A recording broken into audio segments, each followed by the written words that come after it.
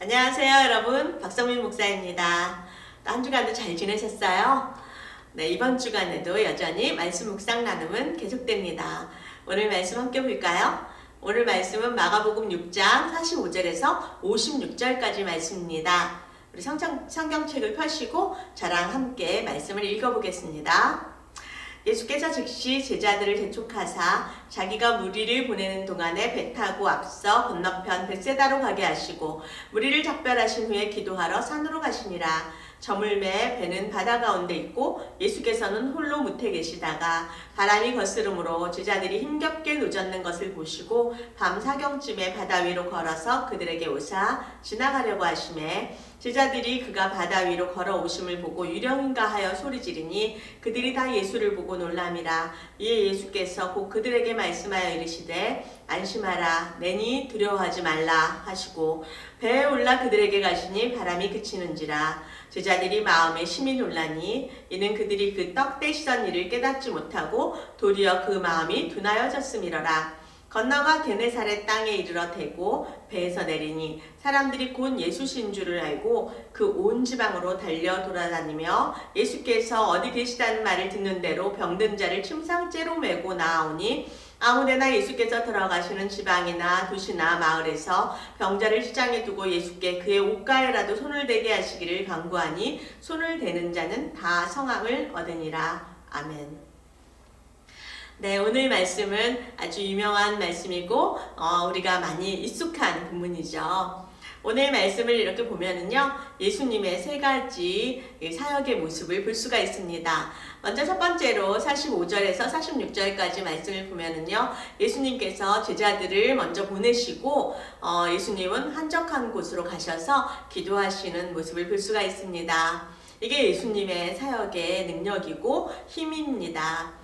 예수님은 어떠한 사역을 통하여서 사람들이 굉장히 예수님을 좋아하고 칭찬을 받고 이러는 상황에서든지 아니면 굉장히 힘들고 고독하고 어려운 상황에서든지 전혀 상관하지 아니하고 어떠한 사역을 마치든지 예수님께서는 항상 혼자서 하나님 앞에 머물러서 기도하시는 모습을 볼 수가 있습니다. 우리가 정말 중요하게 생각해야 되고 배워야 되는 모습이라고 생각됩니다. 두 번째 예수님의 모습은 47절에서 52절까지 말씀입니다. 이 본문은 어떤 이야기냐면 제자들이 그 땅 바다를 호수를 건너가려고 배를 타고 가는 동안에 풍랑을 만납니다. 이 풍랑을 만났을 때 제자들이 굉장히 두려워하고 당황했을 때 그 모습을 보시고 예수님께서 찾아오셔서 풍랑을 잠잠케 하고 제자들을 도와주신 이야기가 나옵니다. 그리고 마지막으로 53절에서 56절까지 말씀을 보면 게네사렛 땅에 이제 배가 도착을 하게 됩니다. 그곳에 도착을 하니까 사람들이 예수님이 오신 것을 다 알게 되는 거예요. 그리고 예수님임을 알아보고 많은 사람들이 병자들을 데리고 예수님이 어디를 가시든지 따라옵니다. 예수님을 찾아옵니다. 예수님을 찾아오는 모든 병자들에게 예수님께서 고쳐주시는 이야기가 나오고 있습니다. 네, 예수님의 이야기는, 예수님의 사역은 이제 계속해서 이렇게 진행이 되고 있습니다. 근데 이 본문을 보면서요, 예수님을 만난 그 제자들과 또 이 병고침을 받은 사람들의 그런 모습이 주목이 됩니다. 특히 저는 이 풍랑을 만난 제자들의 모습이 볼 때마다 마음에 찔림이 있고 크게 주목이 됩니다. 왜냐하면요, 그 모습은 어쩌면 그렇게 저랑 비슷할까 이런 생각을 하게 됩니다. 제자들은 어떤 사람들이냐면 많은 사람들이 어부 출신이 있습니다. 그러니까 배를 타는 것이나 이 노젓는 것에 전문가인 사람들인 거죠. 그렇기 때문에 예수님이 따라가지 않고 너희들끼리 이 배를 타고 이 호수를 건너가라 이렇게 했을 때 전혀 문제가 되지 않았을 거예요. 네, 알겠습니다 하고 이렇게 가면 되는 거죠. 그렇게 가다가 풍랑을 만납니다. 그래서 힘겹게 노를 저었다 이렇게 말을 하고 있는데요. 이 힘겹다라는 표현은 원어로 찾아보니까 완전히 탈진하여서 지쳐버린 상태를 이야기하고 있습니다. 이 어부들, 전문가들이 이곳에 있는데도 불구하고 아무리 노를 저어도 앞으로 나아가지 않고 그 자리에 멈춰 있고 오히려 위기의 상황이 다가오는 것입니다. 이럴 때 우리 삶에도 그런 때가 있지 않나요?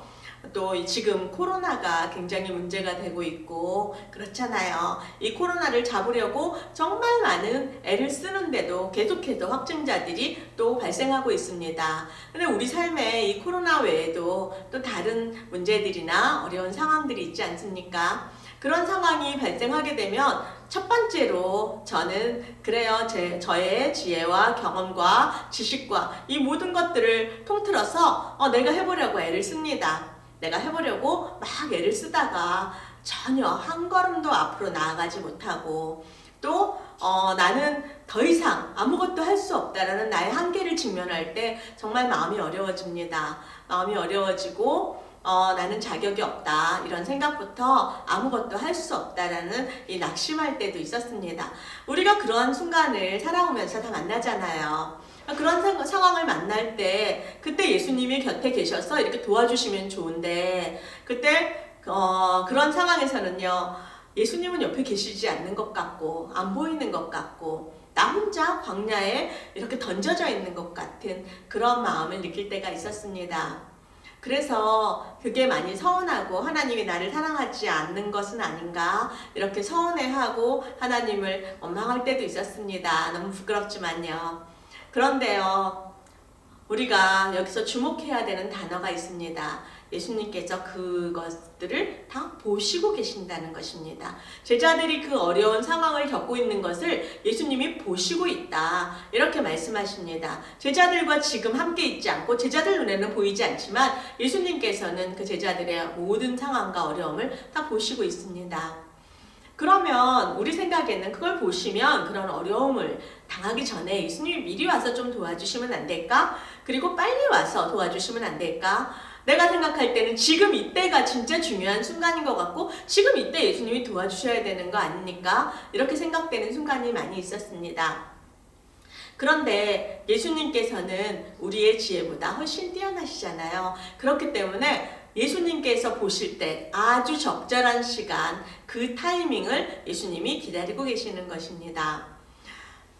그래서 여기에 보니까 밤 사경쯤에 예수님께서 그 바다 위로 걸어오셨다고 하고 있습니다. 밤 사경은요, 우리나라 시간으로 하면 새벽 3시에서 6시쯤 이때쯤 될 것 같습니다. 새벽이 오기 전에, 동트기 전에 가장 어두운 시간인 거죠. 이게 맞다 이런 생각이 듭니다.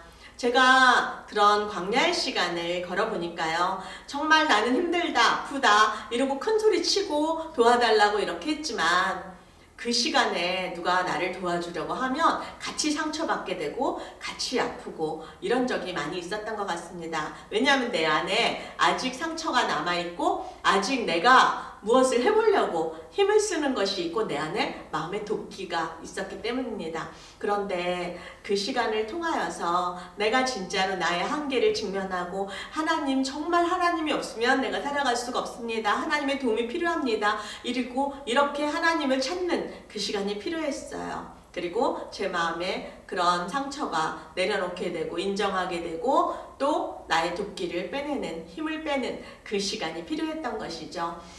예수님께서 아마 제자들이 탈진해 있는 상황이 저의 그런 상황과 비슷하지 않을까 이렇게 생각합니다. 그때 예수님께서 찾아오시는 거죠.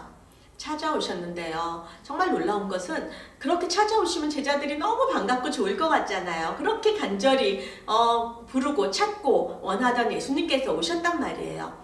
그런데 제자들은 반응은 그렇지가 않았습니다. 오히려 예수님이 유령인가 해서 깜짝 놀라서 큰 소리 치고 더 두려워합니다. 제자들의 이런 모습이 자연스럽지가 않아요. 왜냐하면요, 바로 이 본문 앞에 사건이 어떤 사건이냐면 오병이어의 기적을 제자들이 직접 목격하고 경험했기 때문입니다. 물고기 2마리와 보리떡 5개로 굉장히 많은 사람들을 먹였고 또 그 12광줄이나 되는 그 남는 것들을 자기 손으로 다 수거했단 말이에요. 그 기적을 경험하고 바로 다음에 일어나는 사건입니다.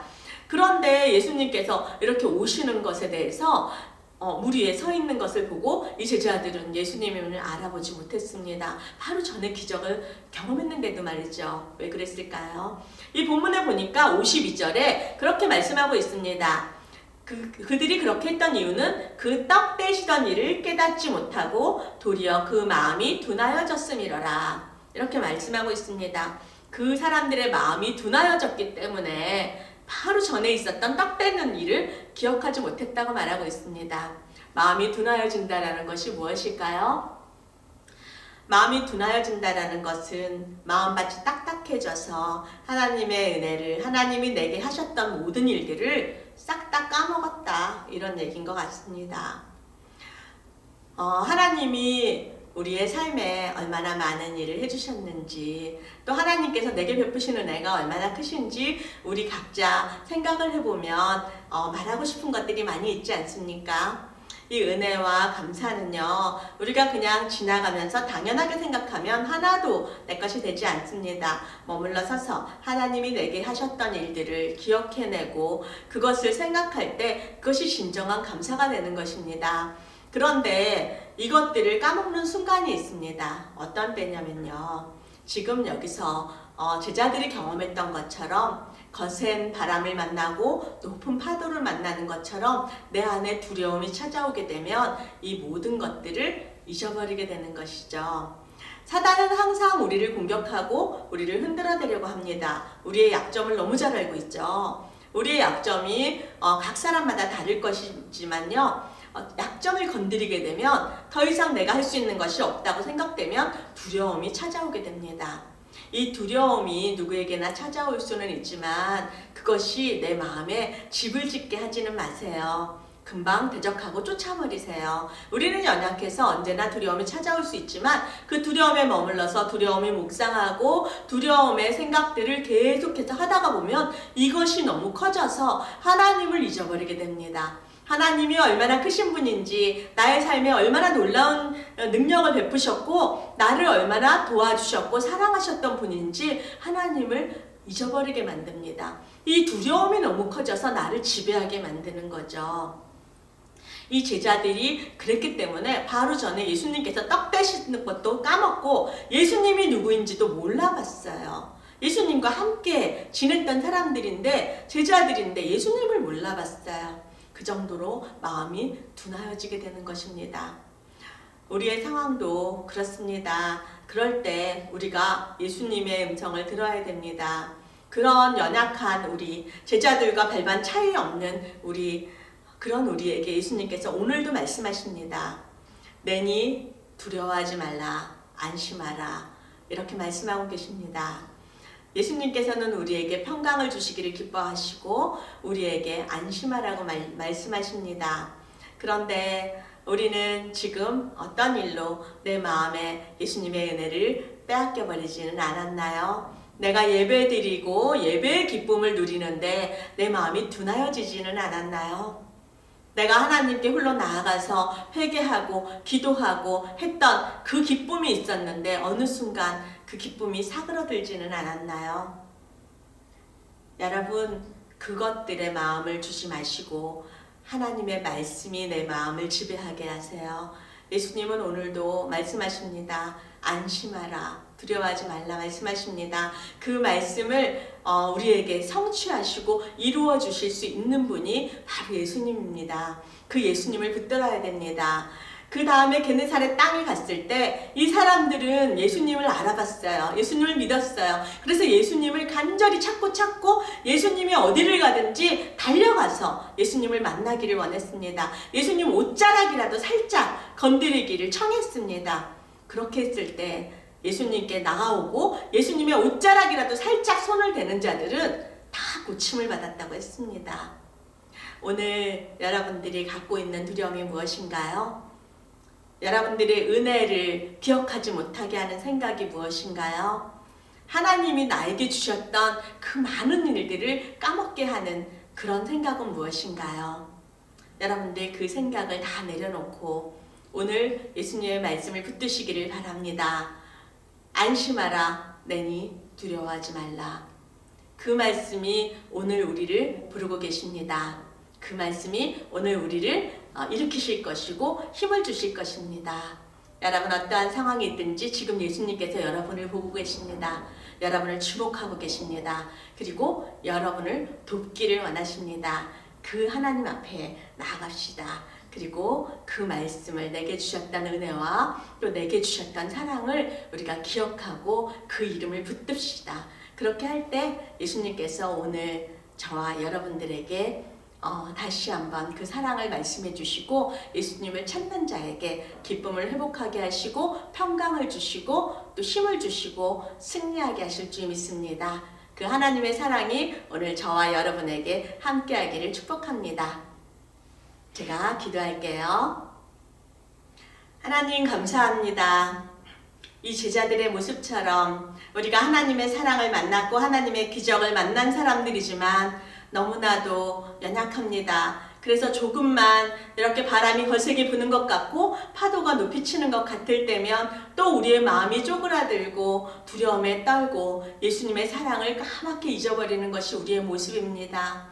하나님, 우리를 긍휼히 여겨 주시옵소서. 우리를 불쌍하게 여겨 주시옵소서. 그리고 제자들에게 찾아오셨던 그 예수님, 우리에게도 다시 한번 찾아와 주시옵소서. 그리하여서 우리에게도 오늘 말씀해 주시는 그 음성을 듣기를 원합니다.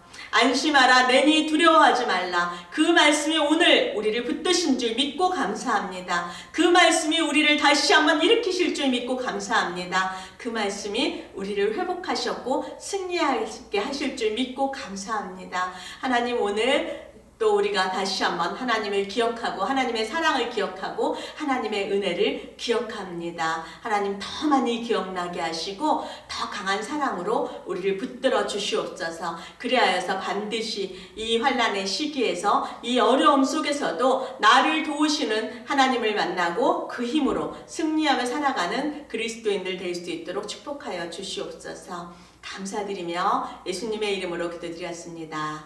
아멘.